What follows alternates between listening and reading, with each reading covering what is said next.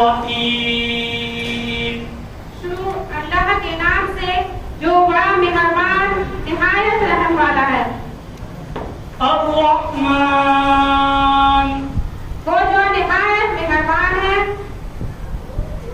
علم القرآن اسی نے قرآن کی تعریف فرمائی. خلق الانسان اسی نے انسان کو پیدا کیا. علمہ البیان اسی نے اس کو بولنا سکھایا. الشمس والقمر بحسبان سورج اور چاند ایک حساب مقرر سے چل رہے ہیں. والنجم والشجر يسجدان اور ستارے اور درخت سجدہ کر رہے ہیں. والسماء رفعها ووضع الميزان اور اسی نے آسمان کو بلند کیا اور میزان عدل قائم کر دی. ألا تطغوا في الميزان کہ اس میزان میں حد سے تجاوز نہ کرو. وأقيموا الوزن بالقسط ولا تخسروا الميزان اور انصاف کے ساتھ ٹھیک ٹھیک تولو اور تول میں کمی مت کرو. والأرض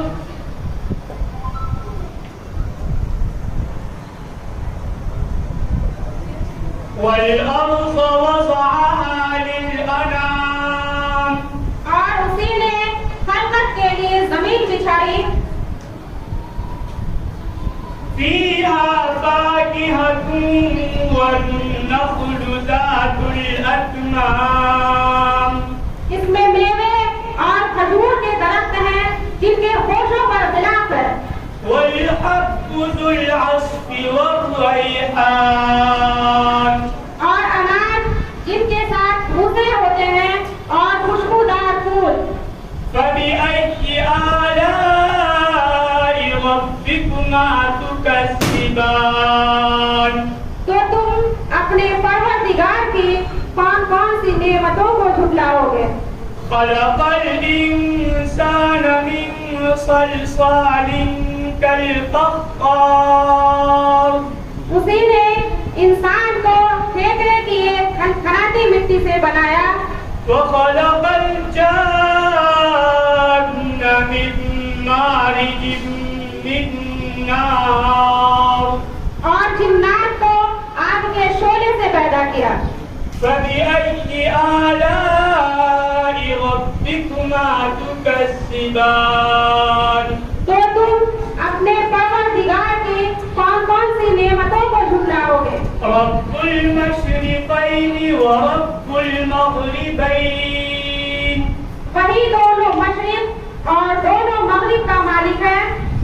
فبأي آلاء ربكما تكذبان تو تم اپنے پروردگار کی کون کون سی نعمت کو جھٹلاؤ گے.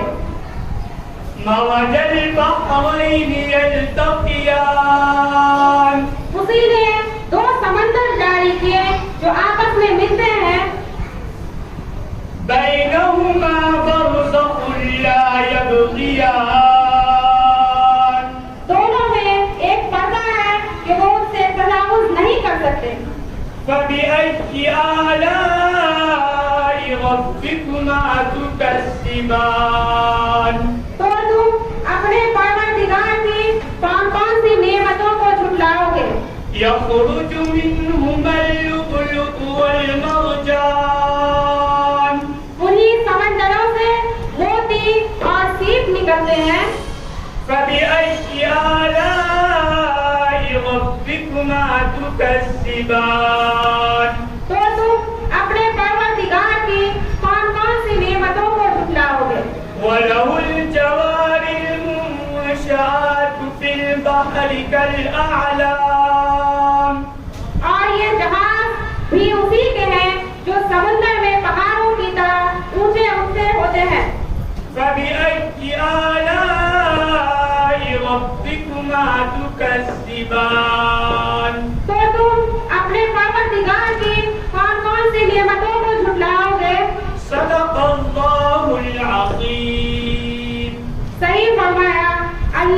جو بلند اور بڑا